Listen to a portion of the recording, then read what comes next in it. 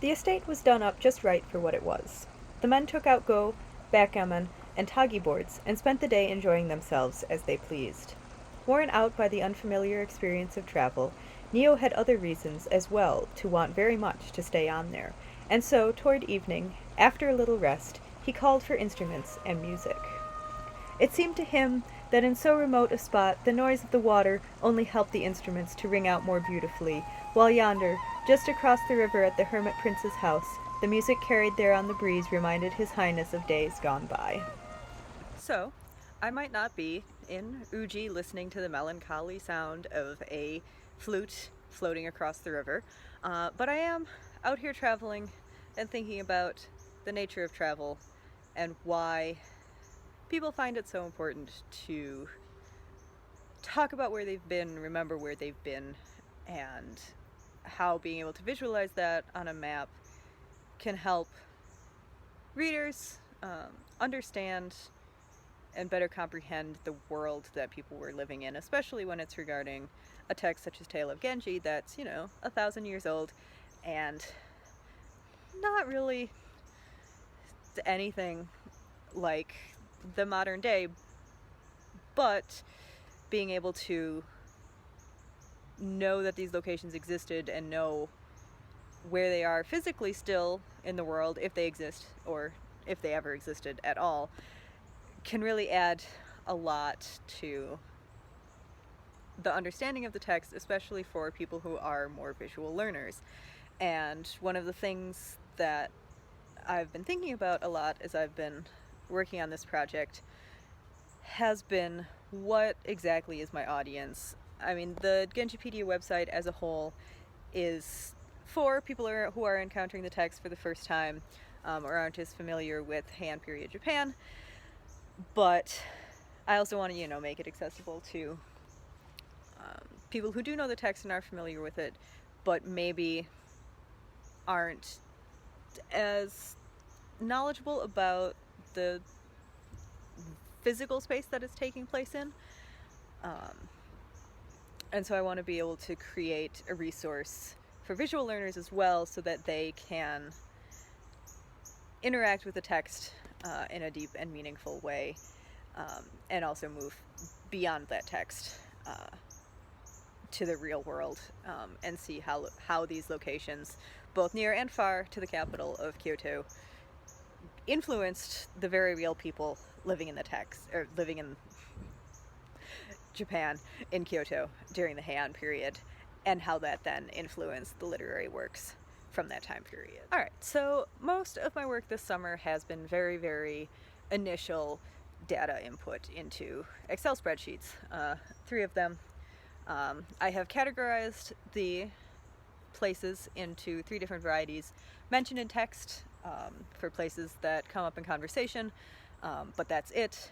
Mentioned in poetry, which are often utamakura, poetic place names that have other sorts of allusions and a deeper level of knowledge to them. These can often be places that don't necessarily exist. Part of travel literature and literature in Japan is the sort of illusion of travel.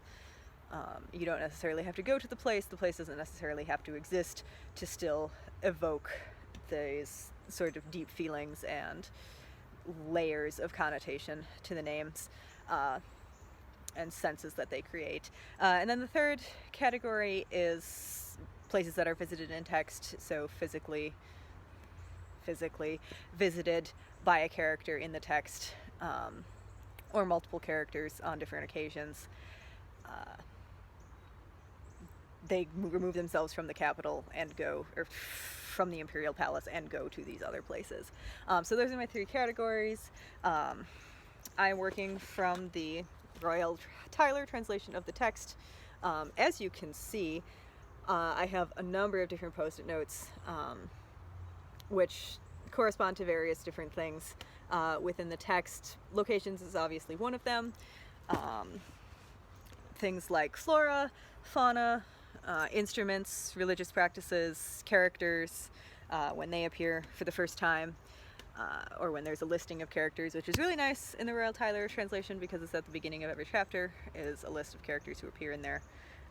So you can sort of cross-check and be like, His Highness of War, who is that again? Because across the text, characters don't necessarily have names, they have titles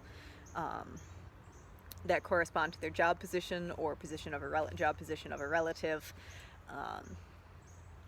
So being able to track which character is which across the entire book is really important. Naturally, since it's been 1,000 years since this was originally written, the characters do have names of a sort now, though they are often not directly referenced by those names in the text, but people have ascribed names to them over the years.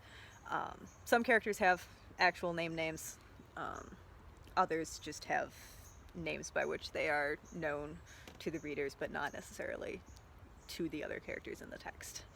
So with that, it's been a lot of just flipping through the text and, sorry, mosquitoes outside, flipping through the text and page by page being like, okay, is there a location here mentioned on this page? If yes, which category does it fall into? Is it a poem? Is it within a poem? Is it just mentioned? Are they physically going there? And if it is not directly mentioned in the text, if it's mentioned in a footnote, how then do I put that, best fit that into one of my 3 categories? Generally, I go with mentioned in text, or if it's a vague reference in a poem and there's a more concrete reference to another poem that mentions an actual place name in the footnote, then I put that under poetry. There's not a whole lot of instances where places have been referred to in a vague manner when characters have actually visited them, so I haven't had that issue yet, thankfully. I've got about 200 pages left in going through the text before all of my data input can be finished and done, at least on that level. After that, I'm going to be doing research more into the locations to find geolocational data, longitude and latitude for those places, so that I can actually start getting them on a map this coming semester as I work on my capstone project. So I'm really excited about that. I'm very excited to, not that I don't love this book, but I'm very excited to not be spending my time just flipping through the text, sort of close reading, but also skimming each page looking for location names.